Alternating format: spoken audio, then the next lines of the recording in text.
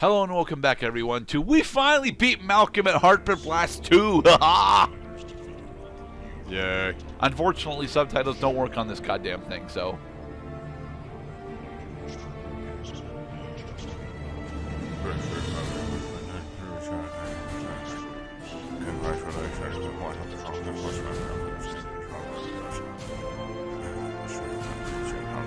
It's a beautiful logo, isn't it, Mr. Cloud? I'd like to thank my coach and everyone who brought me to this one. Oh, okay. Well, I mean, goddammit, that was quite a final boss we had there, wasn't it? Alright, what are we going into setting? Oh, right, I gotta change out of Jacob, because my instant action portrait is still Jacob. These are all the different character skins that we have access to. I don't have access to Zan, because in order to get Zan, you have to beat the game, I think, on experienced or higher. I don't have access to Clan Lord, because to get Clan Lord, I think you have to beat the campaign on Godlike, and I'm not doing that. There's Malcolm. Haha. Yes, you get Malcolm for beating the game on Novice. Nice. Fresh from the Interstellar Academy. All right, ready to so we're going to show off all the alternate game brains. modes in instant action.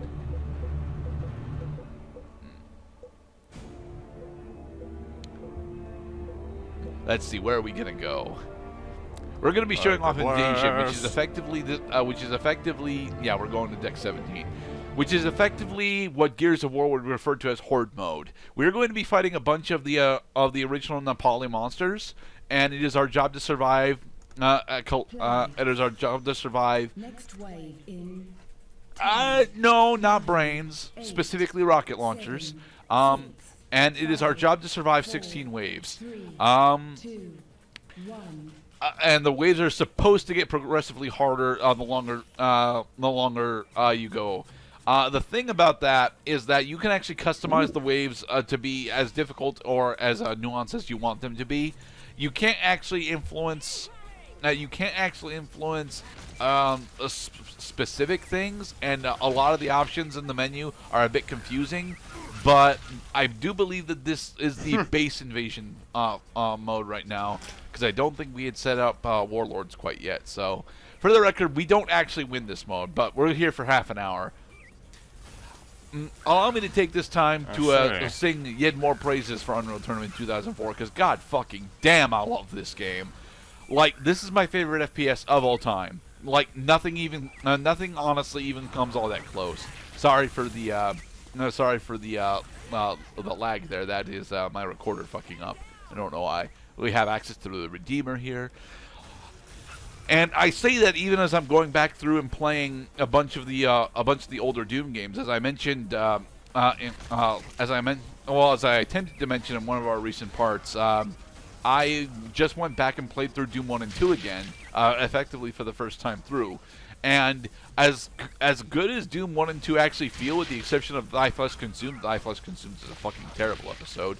But aside from Thy Flesh Consumed, Doom 1 and 2 still feel really good. This feels better, like just significantly better. And this feels better to me even than Unreal 1 or Return to Nepali. Specifically, Return to Nepali's issue was the human weapons. Human weapons were way too powerful, and there wasn't enough ammo for them. Meh.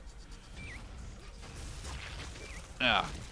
Like that, we get to see the Nepali creatures in this mode. Yeah.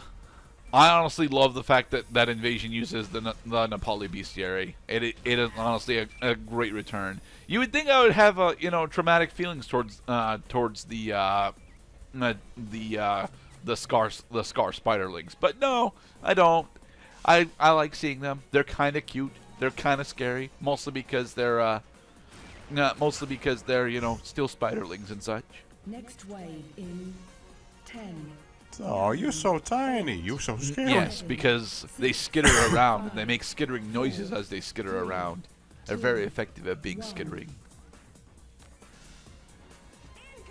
Yeah, I spend a majority of my time in instant action, to be perfectly honest. I wish I spent a majority of my time on multiplayer with my friends, but unfortunately, my friends have real lives, and it makes it difficult for them to actually, to try and schedule out when the hell we want to do Unreal Tournament, unless we're actually hosting a LAN party.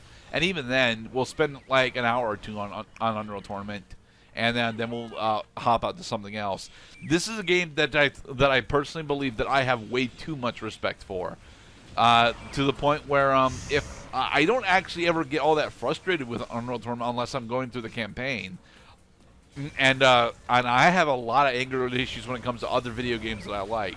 For example, my desk is mostly destroyed right now, and that's because I was playing Burnout Paradise recently, and fucking Stunt Run on Burnout Paradise just does not work. So I ended up breaking a bit more of my desk, and god damn it. Are you happy now, game developers? Do you see how much property I've destroyed because you frustrated and failed me? I feel like that. I feel that, man. Oh, man, that brings me back to playing Sekiro. Oh, my God, the rage in that game. Especially when you're so fucking close, but you're so fucking tired of it. Hello, gas bags. It is nice to see you again. There's a lot of you now. Yeah, significantly more than we would have ever had to have fight in one spot during our Unreal run. Yeah. That's what I like it. I like it how Horde Mode it takes you know, it's the same shit you see in a campaign, just take it to ridiculous extremes. And I don't even think it's really all So that now ridiculous, to be perfectly honest, until we get to the Warlords wave, because the Warlords wave is actually fucking ridiculous. As a reminder, Warlord was an actual boss in Unreal, and now we have the ability to fight them as the only enemy in waves. Also, Sapphire killed herself like a bitch. Do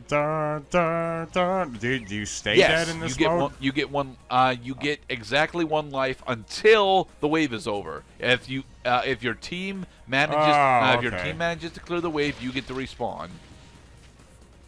Okay, so it's like zombies Yeah. rules basically. Nice. Hello, brute. Well, that's cool. Because I tell you what, the idea of having my teammates suicide because they can't help themselves or keep the shoelaces tied would piss me off if they could not respawn. Absolutely. It's why Invasion. Saying, well, why the fuck is this It's happening? why Invasion is significantly better with friends. The bots do okay, to be perfectly honest. They don't eat up too much of your resources. They get some kills every once in a while. I've even had a bot, I think, score up to 100 points once. But, like, most of the time, they just end up dead before the wave shows up, and it's aggravating. The reason I like to do Deck17 is because the Super Shield is in a very easy spot, as is the Redeemer. And to be perfectly honest, I need the Redeemer when we get to the heavier waves, specifically when we get to the All-Skarrj wave.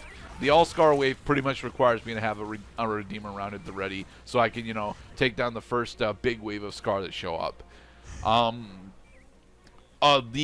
waves work in this game is that when you're customizing the wave, you can set up how many invaders can be on screen, can be on the map at once, up to 16. It's either 16 or 12, and you can also set a time limit on how long they have the ability to continue to spawn. I believe that caps out at 3 minutes. So they spawn for 3 minutes and then they Yeah. stop. Interesting. So what you honestly want to do is the primary tactic for Invasion, which I have never actually figured out until talking about it now, is you want to. Oh, we have 150 points, and both of our teammates are in the negative. But what you actually want to do is yes, on the normal setting, the waves slowly get harder as the days go as they go by. The Skarrj waves specifically mark the point where they are going to start actually having the ability to dodge your shots, and that's the big thing that they get access to be perfectly honest. But, as I keep getting interrupted trying to say, the thing that you want to do for Invasion very specifically is you want to wait until the timer has expired on their spawning, and then start killing enemies.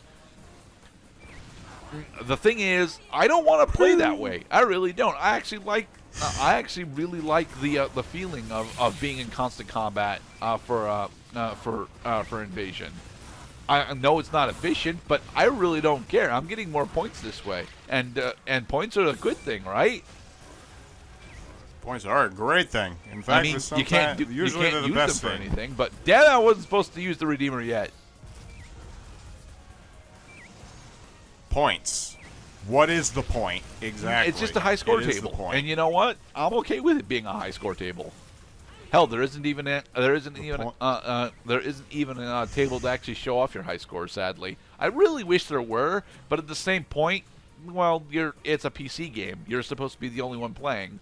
So what would the point of a table be? I'm sure that there is a long dead, Unreal tournament. So it may even still be up. I mean, I'm exaggerating when I say it's dead. I'm not going to cast aspersions on people's ability to keep a server open. The problem with there being an online leaderboard, Mr. Cloud, is you have the ability to customize the waves. So there would have to be a default wave setting, and I don't really know if people have figured out what the default wave setting is. The settings as they are, like at the moment when you unlock Well, this mode? you don't unlock this mode. It comes automatically available with the game.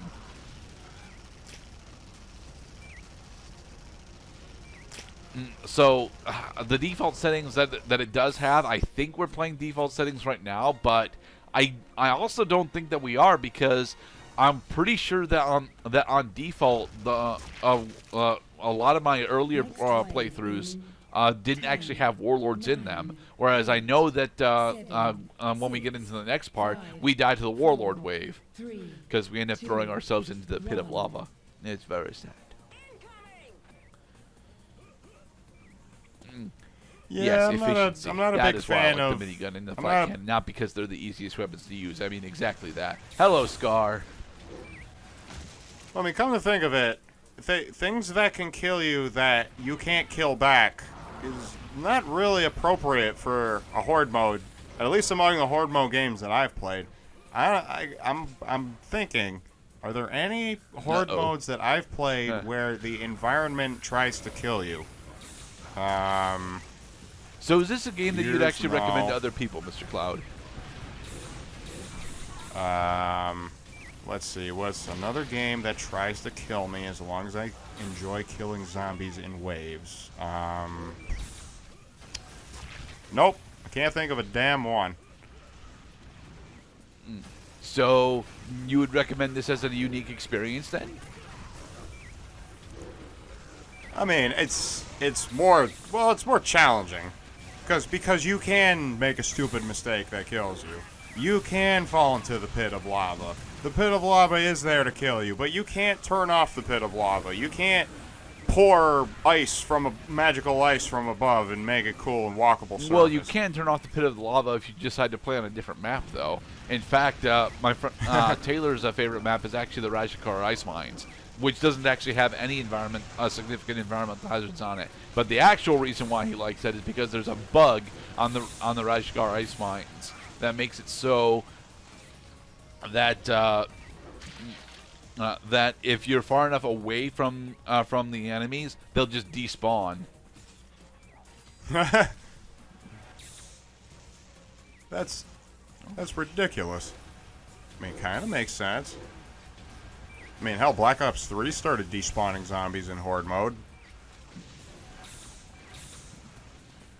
Because they realized that, well, you can't train the enemies. Well, I mean, in this game, you're not really training anybody. Their health bars are really puny, and you just have to take them out one at a time. What's really going to challenge you is how many of them there are at the same time.